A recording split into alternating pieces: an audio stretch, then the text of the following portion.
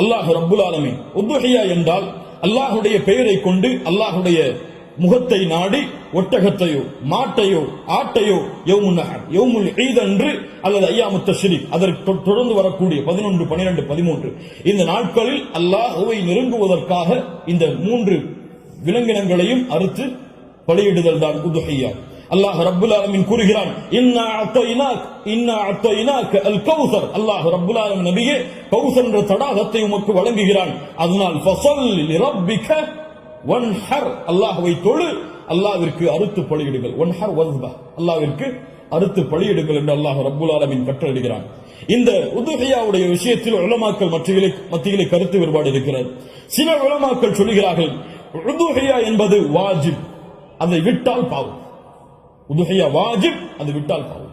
ஆனால் ஜும்ஹூர் அஹ்லுல் இல்ம் உலமாக்களுடைய ஒட்டுமொத்த கூட்டத்துடைய கருத்து என்னவென்றால், பெரும்பான்மையான உலமாக்களுடைய கூட்டத்துடைய கருத்து என்னவென்றால், உதுஹியா சுன்னah, விட்டால் மக்ரூஹ், விட்டால் வெறுக்கத்தக்கது. அல்லாஹ்வுடைய தூதர் தங்களுடைய இறுதி 10 ஆண்டுகளில் ஒருபோதும் உதுஹியாவை தாங்கள் கரத்தால் அறுப்பதை விடவில்லை.